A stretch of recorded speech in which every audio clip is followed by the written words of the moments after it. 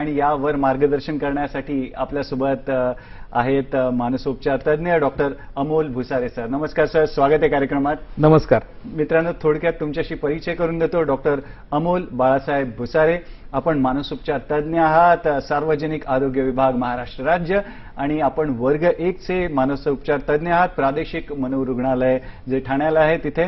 शिक्षणाविषयी सांगायचं झालं तर मॅडम सरांनी MBBS केलेलं आहे शासकीय वैद्यकीय महाविद्यालय नांदेड येथून. पुढे सरांनी MD केलं सायकॅट्रिस्टमध्ये, सायकॅट्री या विषयामध्ये JJ रुग्णालय मुंबई येथून केलं. आणि याच काळात सरांना जे आहे बेस्ट रेसिडेंट अवॉर्ड म्हणजेच उत्कृष्ट निवासी डॉक्टर या पुरस्काराने सरांचा सन्मान सत्कार देखील झालेला आहे. अनुभवाविषयी सांगायचं झालं तर सरांच्या गाठीशी जवळजवळ 18 वर्षाहून अधिकचा शासकीय रुग्णसेवा आणि चिकित्साचा अनुभव आहे. आणि कोविड काळामध्ये सरांनी जी आहे फ्रंटलाईन वर्कर्ससाठी खूप जनजागृती केलेली आहे, मानसिक स्वास्थ्याविषयी आणि कसं घाबरायचं नाही त्याविषयी, आणि महत्त्वाचं योगदान याविषयी दिलं. सोबत सरांचं नशामुक्ती या विषयामध्ये म्हणा, समुपदेशन म्हणा आणि विस्मृती डिमेन्शियावर उपचार करण्यात सरांना विशेष रुची आहे. तर असे बहुगुणी डॉक्टर आज आपल्याला लाभलेले आहेत.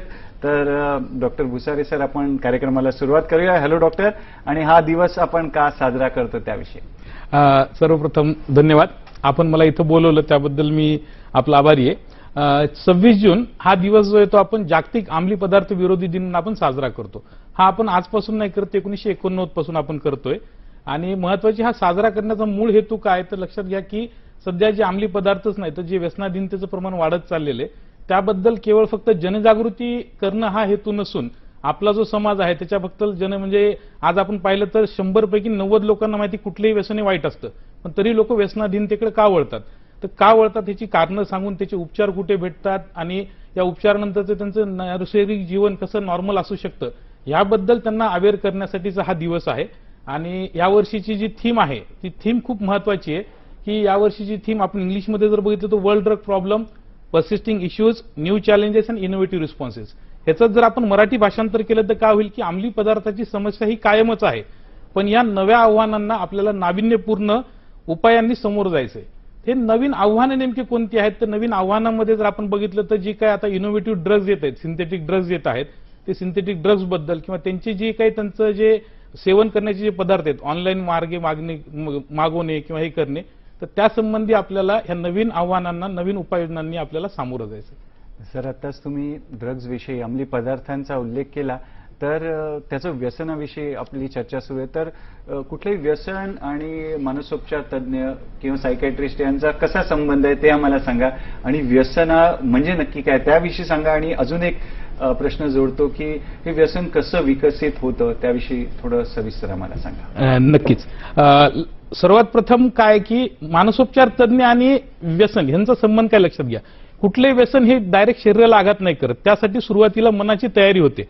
आणि मनाचा डॉक्टर म्हणजेच मानसोपचार तज्ञ. एक्झॅक्टली मन म्हणजे नेमकं काय असतं तर लक्षात घ्या की भावना, विचार आणि वर्तणूक या तिन्हींची सांगड घालून जो तयार होतं त्याला आपण मन म्हणतो.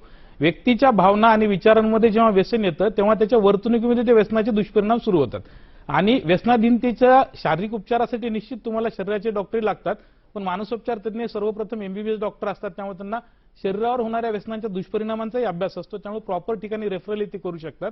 त्यामुळे व्यसनाधीनतेच्या ट्रीटमेंटशी आणि मानसोपचाराचा एक असा अतूट संबंध आहे. आणि मानसोपचार तज्ञ हे व्यसनाधीनतेचे व्यसनमुक्तीचे डॉक्टर म्हणून आपण त्यांना संबोधू शकतो. दुसरी महत्वाची गोष्ट, आता आपण जेव्हापासून म्हणतोय व्यसन, व्यसन म्हणजे नेमकं काय. सर्वात प्रथम लक्षात घ्या की व्यसन म्हणजे हे वाईट गोष्ट आहे. आपण खूप वेळा म्हणतो की चांगल्या गोष्टीचं व्यसन, व्यसन हे चांगल्या गोष्टीचं नसतं, व्यसन हे वाईट गोष्टींचं असतं. तर वाईट गोष्टींचं व्यसन म्हणजे काय, जेव्हा एखादी गोष्ट आहे की सबस्टन्सचं व्यसन वेगळं आणि व्यवहारातले व्यसनांचं वेगळं प्रकार सुरू आहे. सध्या व्यसनांचे अनेक प्रकार आहेत. त्यामध्ये जर आपण बघितलं की सबस्टन्समध्ये आपण पाहतो की जे लिगल सबस्टन्सेस आहेत, दारू, तंबाखू हे आहेत, आणि जे इलिगल सबस्टन्सेस ज्याचा आजचा दिवस आहे ज्याच्यामध्ये चरस, गांजा, मॉर्फिन, अफेन, कोकेन किंवा इनहलंट किंवा MD हे असे वेगवेगळे नवीन ड्रग्ज आहेत ते. पण त्याचबरोबर आता आपल्याला बिहेव्हिअरल ऍडिक्शन्स पण खूप पाहायला भेटतात. जे बिहेव्हिअरल ऍडिक्शन्स मध्ये महत्वाची गोष्ट जर आपण बघितलं तर डिजिटल ऍडिक्शन, ज्याला आपण मोबाईलचा गैरवापर म्हणतो, पॉर्नोग्राफी म्हणतो. त्याचबरोबर आपण रुटीनली पाहतो की ऑनलाईन गेमिंग किंवा शेअर मार्केटचं व्यसन, हे सगळे जे आहेत हे सगळे आपल्याला बिहेव्हिअरल ऍडिक्शन जे आपल्या व्यवहाराच्या डे टू डे लाईफ मधल्या आपल्या वर्तणुकीच्या व्यसनाधीनतेच्या समस्या आहेत. त्याचं नेमकं व्यसन म्हणजे काय, त्याचा वारंवार यूज करणे आणि त्या न केल्याशिवाय आपल्याला कुठलीही गोष्ट व्यवस्थित नॉर्मल न वाटणे आणि त्याच्यावर डिपेंडन्स होणे, त्याला आपण असं म्हणतो, व्यसनाधीनता असं म्हणतो. आणि व्यसन कसं विकसित होत जातं त्याविषयी थोडक्यात आम्हाला. व्यसन विकसित होण्याचं सर्वात पहिली महत्वाची गोष्ट लक्षात घ्या की इनिशियल यूज. इनिशियली हा यूज असतो, हा यूजच्या नंतर अब्यूज होतो, म्हणजे पहिले वापर होतो, वापराचा गैरवापर होतो, अब्यूज होतो, मग हळूहळू त्यावर काय होतं की त्याचा डिपेंडन्स व्हायला तयार होतो. डिपेंडन्स म्हणजे काय, ती गोष्ट केल्याशिवाय आपल्याला करमत नाही. नंतर त्याचा टॉलरन्स डेव्हलप होतो. टॉलरन्स म्हणजे काय की समजा सुरुवातीला मी 2 सिगरेट ओढल्यानंतर मला बरं वाटायचं, पण आता ती डायरेक्ट मला 4 ओढल्यानंतर होतं, ते टॉलरन्स डेव्हलप होतो आणि ह्या टॉलरन्स नंतर मग तो व्यक्ती ऍडिक्शन मध्ये लँडअप होतो. मग ह्यामध्ये जर आपण बघितलं अशा प्रकारे व्यसन विकसित होतं. बरं. आणि मग या व्यसनाला आपल्याला मानसिक आजार म्हणता येईल का? निश्चित. लक्षात घ्या, व्यसन ही कुठलीही एक प्रकारची माणसाच्या, आपण खूप वेळा काय म्हणतो की नैतिकताच नाहीये त्याच्यामध्ये किंवा त्याच्या व्यवहारामध्येच प्रॉब्लेम आहे, तर नाही. लक्षात घ्या, व्यसन हे जे आहे ते एक प्रकारचा मानसिक आजार आहे. आजार म्हणले की डिसीज आला. डिसीज आला की काय माहिती का, लक्षात घ्या, शरीराचाच कंपोनंट हा तुमचा माइंड आहे. मी सुरुवातीला जसं म्हणलं की आपल्या मेंदूमध्ये जो महत्वाचा पार्ट आहे की न्यूक्लियस अकुंबन्स नावाचा, ज्याला आपण रिवॉर्ड सेंटर म्हणतो, म्हणजे एखादी गोष्ट घेतल्यानंतर जे प्लेजर फिलिंग येते ती फिलिंग येऊन आणि डोपामिन रिलीज होऊन हळूहळू या गोष्टी त्यामध्ये निर्माण होतात. तर निश्चित व्यसनाधीनता एक आजार आहे आणि त्यावर उपचार घेणे पण आवश्यक आहे. आणि आज मित्रांनो, मानसोपचार तज्ज्ञ आपल्या सोबत आहेत, तर त्यांच्याकडून काही काही गोष्टी आपल्याला व्यसनाविषयी माहिती आहेत, ज्या माहिती नाही आहेत ते तुम्ही फोन करून देखील आम्हाला विचारू शकता. तर अशीच एक गोष्ट म्हणजे कुटुंबियांनी कसं ओळखायचं की बाबा आता हा मुलगा किंवा मुलगी व्यसनाधीन होत आहे, सुरुवात कशी ओळखावी? सुरुवात जर आपण बघितलं, लक्षात घ्या, कुटुंबियांनी ओळखणे म्हणजे काय, सर्वात महत्वाची गोष्ट प्री मॉर्बिड पर्सनॅलिटी म्हणतो आपण. जी आपली पर्सनॅलिटी आहे, जी आपली दैनंदिन वागण्याची पद्धत आहे, त्या वागण्याच्या पद्धतीमध्ये आमूलाग्र बदल होतो. हा बदल म्हणजे कोणत्या स्वरूपात होतो, तर सर्वात पहिली महत्वाची गोष्ट, त्यामध्ये विनाकारण चिडचिड होतं, मोठा आवाज सहन होत नाही, चिडचिडेपणा निर्माण होतो, झोप त्याला शांतपणे लागत नाही, कॉन्सन्ट्रेशनची कमी होते आणि जो काही त्याचा वर्किंग परफॉर्मन्स आहे तो परफॉर्मन्सचं पोटेन्शियल देखील कमी होतं. त्याचबरोबर इंटरपर्सनल रिलेशन म्हणजे काय की जे आपले दैनंदिन नातेसंबंध आहेत त्यामध्ये विनाकारण राग येऊन ते नातेसंबंधामध्ये खराबी निर्माण होणं किंवा त्यामध्ये आपले वादविवाद होणं. संवादाच्या ऐवजी जेव्हा वादात रूपांतर व्हायला लागतं त्यावेळेस आपण कुठं ना कुठं तरी आपण अशी शंका मनात निर्माण करू शकतो की आपला मुलगा किंवा आपला कुटुंबातला सदस्य हा व्यसनाधीनतेची तर आहारी नाही गेला ना, हे आपण पाहू शकतो. आणि बरेचदा सर अशी अडचण निर्माण होते की जो व्यसनाधीन व्यक्ती आहे तो उपचार घ्यायला तयार होत नाही किंवा मला काही गरज नाही किंवा व्यवस्थित आहे मी, तर काय करावं मग याच्यासाठी? मी म्हणेल बऱ्याच वेळा नाही, ही रुटीनची समस्या आहे. तुम्ही जर पाहिलं तर कसं आहे की कुठल्याही व्यसनाधीन व्यक्ती जो आहे तो सुरुवातीला नकार मोडमध्ये असतो. नकार मोडमध्ये म्हणजे काय, डिनायल फेज ज्याला म्हणतो आपण. नाही नाही, मला काही व्यसन नाही, मला काही गरज नाहीये आणि मला काही हे नाहीये. ज्यावेळेस तुम्ही त्याला पटवून द्यायला लागतं, नाही रे बघ तू 4 वेळा करायला लागलास किंवा हे करायला लागला, त्यावेळेस तो सेकंड स्टेज म्हणजे अँगर मध्ये येतो, म्हणजे रागात यायला लागतो, आपल्याला चिडचिड करायला लागतो. आणि ह्या रागाच्या स्टेजमधून जेव्हा आपण त्याला पटवून द्यायला जातो त्यानंतर तो बार्गेनिंग मध्ये येतो, नाही नाही तसं नाही, मी फक्त जेवण केल्यानंतरच थोडी तंबाखू खातो किंवा सकाळी शौचास जातानाच थोडीशी तंबाखू खातो. हे काय बार्गेनिंग म्हणजे परत तोलमोल करतो.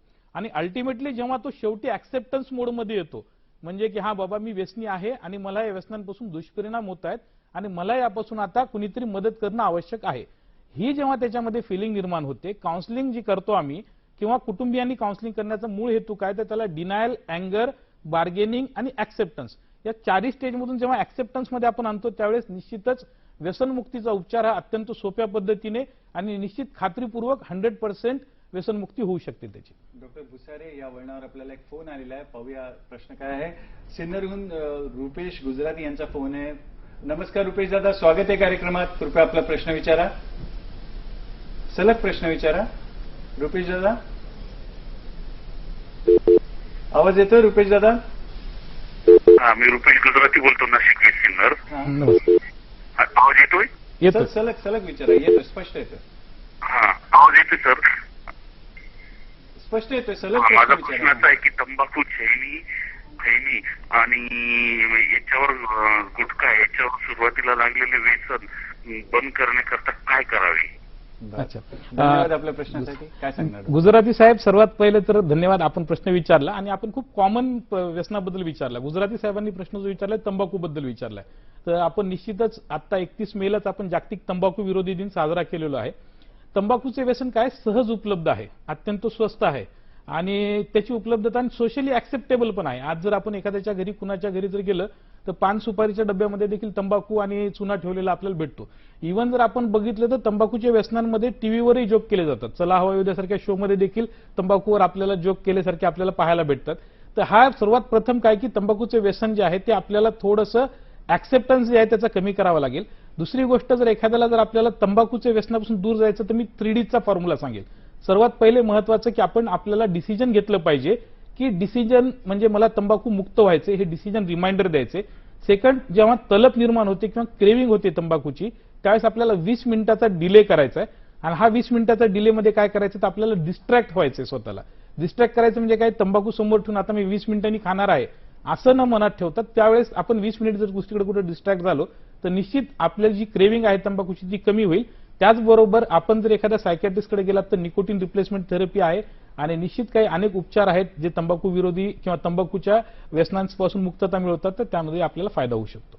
फारच छान. मित्रांनो, असेच तुम्ही फोन करून प्रश्न विचारा जेणेकरून आपल्याला तज्ज्ञांकडून छान माहिती मिळवता येईल. डॉक्टर साहेब, तुम्ही मोबाईलच्या व्यसनाविषयी सुरुवातीला तो विषय छेडलेला त्याविषयीच की मोबाईल म्हणा किंवा गेमिंग म्हणा किंवा मटका म्हणा किंवा पत्ते म्हणा याचं व्यसन असतं, तर यावर काही इलाज करता येतो का? निश्चित लक्षात घ्या की मोबाईलचं व्यसन जर आपण पाहिलं तर सगळ्यात पहिले काय, ह्याची डिमांड आणि सप्लाय जो आपण महत्वाची गोष्ट तो आपण पाहायला पाहिजे. डिमांड म्हणजे काय, मोबाईलचे व्यसन म्हणजे कुठलंही जर असे गेमिंग असू द्या, मटका असू द्या किंवा इव्हन जे आपण बघितलं शेअर मार्केटचं व्यसन आहे. मोबाईल हे डिव्हाइस फॉर कम्युनिकेशन होतं, पण आज जर आपण बघितलं तर ते डिव्हाइस इन्फॉर्मेशन, एंटरटेनमेंट, नॉलेज, तुमचं फायनान्स या सगळ्या गोष्टींचं डिव्हाइस म्हणून आपण मोबाईलचा वापर करतोय. तर त्यासाठी सर्वात पहिले आपण मोबाईलचा वापर हा कमीत कमी केला पाहिजे. आज जर आपण असं बघू तर निश्चित काही जण आज आपला प्रोग्राम मी मोबाईलवरच पाहत आहेत. सर, आम्ही मोबाईलचा वापर कमी केला, तुमचा प्रोग्राम कसं पाहणार?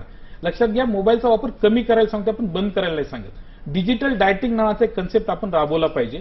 हा डिजिटल डायटिंगचा कन्सेप्ट राबवताना आपण सर्वात पहिले आज मी सगळ्या प्रेक्षकांना आव्हान करतो की आपल्याकडे जो अँड्रॉइडचा मोबाईल आहे तो आपण आपल्या हातामध्ये घ्या.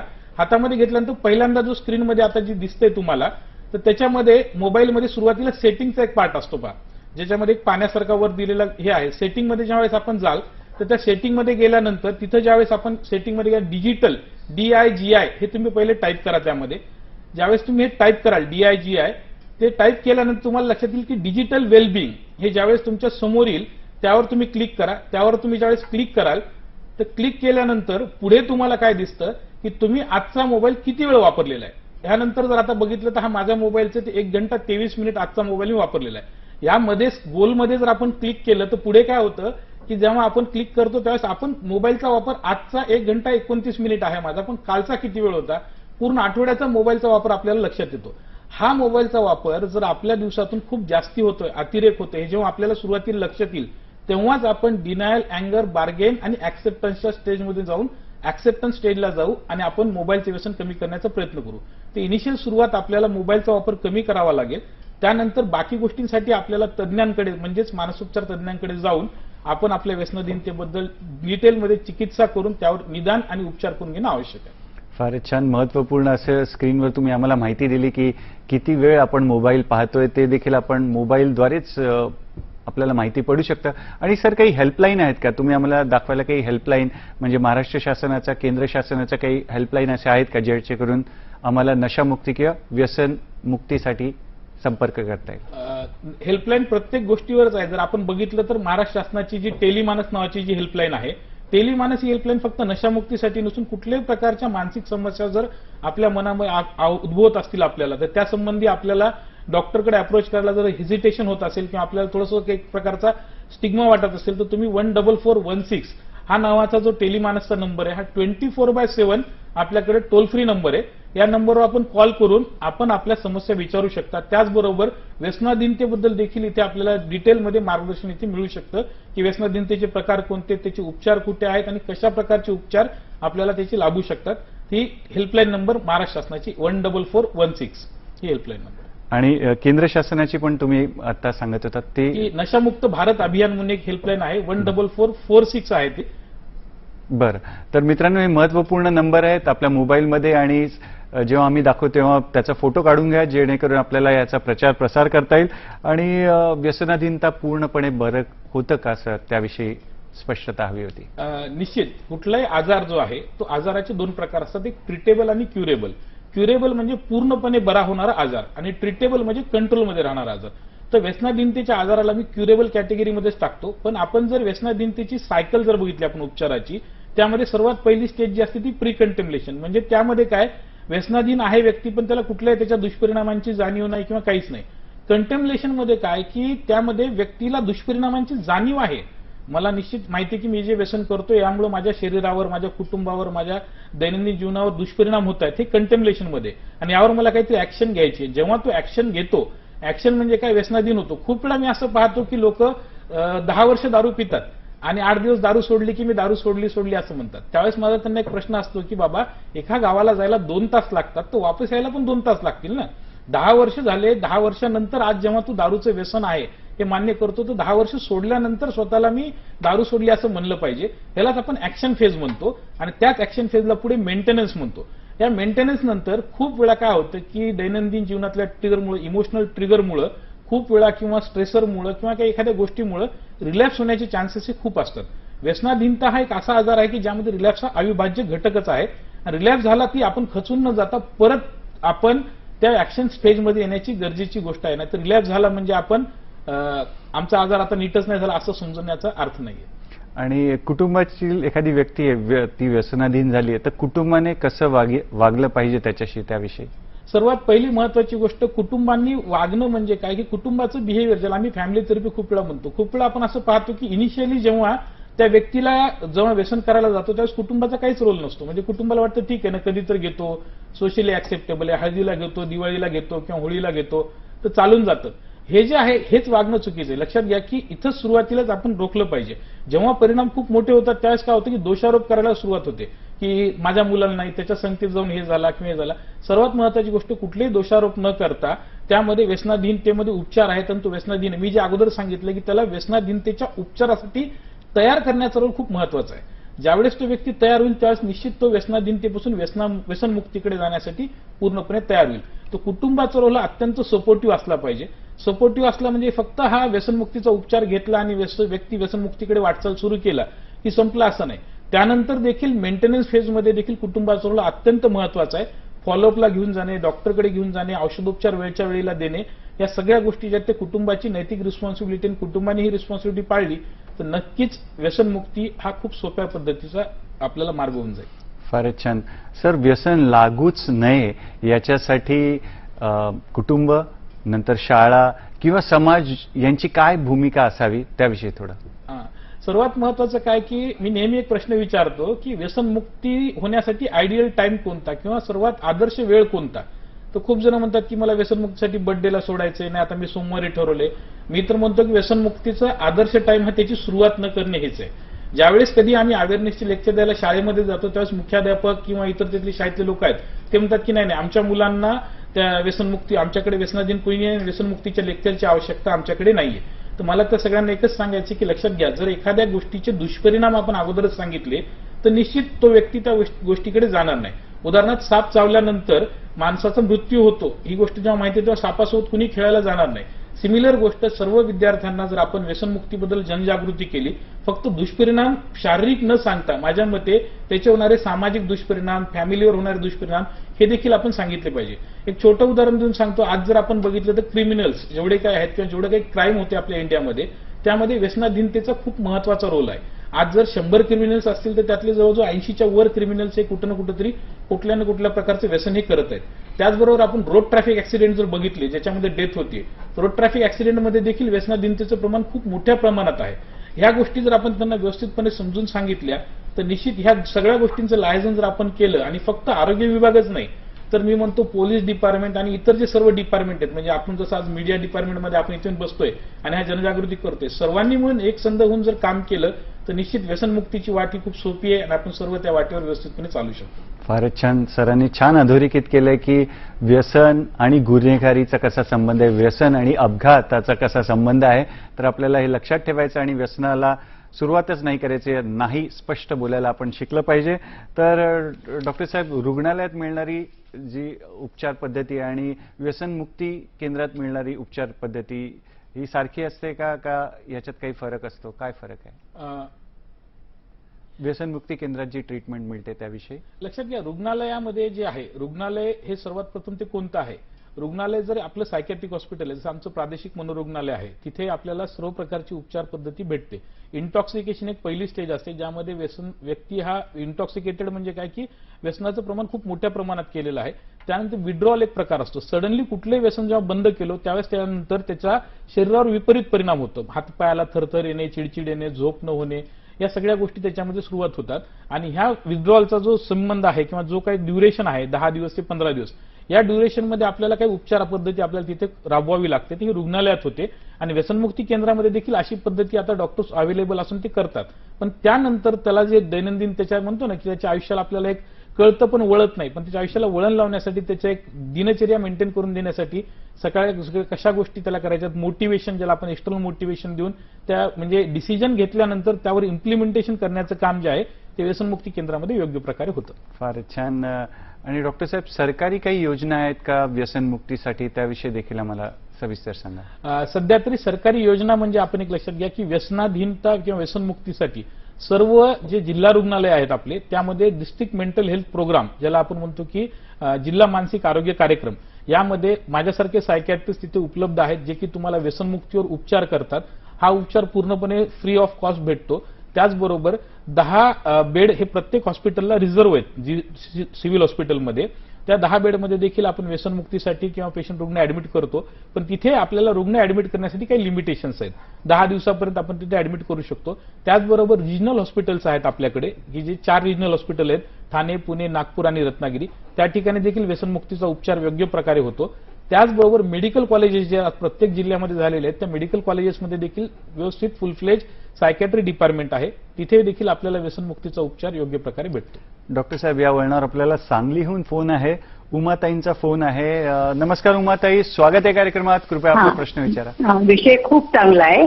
चरस, गांजा, तंबाखू सारखे व्यसनी पदार्थ तुम्ही बॅन केला तर प्रश्नच मिटतो. आहारी जायचं, पुन्हा प्रिव्हेंट करायचं. Prevention is better than cure. Government डोक्यावर घ्यायला नको काय.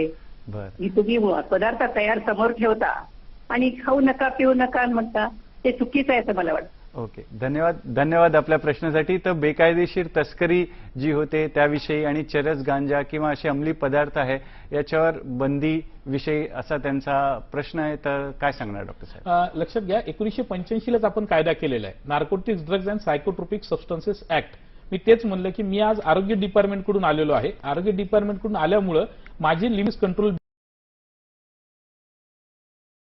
ब्युरो किंवा जे आहे आपलं पोलीस डिपार्टमेंटचं जे डिपार्टमेंट आहे, त्याचा मूळ उद्देश काय आहे की त्यांचा जो सप्लाय होतोय आणि त्याची डिमांड कमी करणं. जे ट्रॅफिकिंग ऍक्ट आहे आपला, की जे ड्रग तस्करी करणाऱ्या लोकांना अटक करून, म्हणजे ड्रग्सचं प्रमाण किंवा एखाद्या ठराविक प्रमाणापेक्षा जास्ती प्रमाणात जर आपण एखादं इलिगल सबस्टन्स आपण सोबत कॅरी केलं तर त्यामध्ये त्याला जेल होते.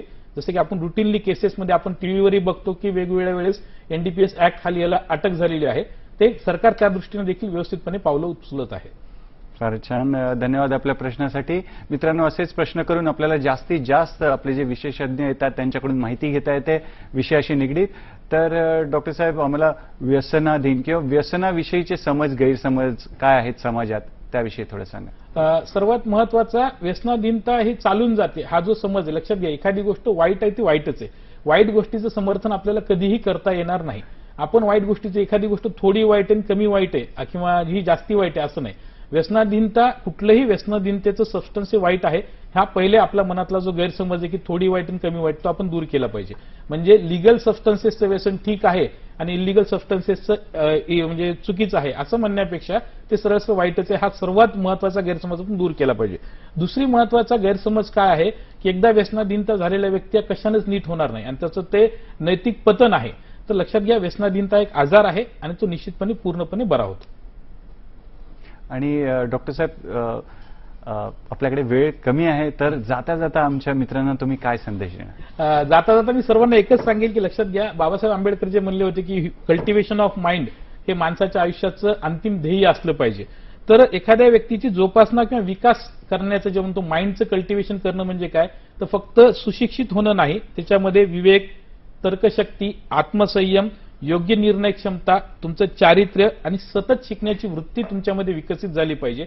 त्यावेळेस नक्कीच एक सुशिक्षित आणि सुसंस्कृत मन जेव्हा आपलं होईल त्यावेळेस निश्चितच ते व्यसनमुक्तीचं मन असेल ना की व्यसनाधीनतेचं मन असेल. धन्यवाद.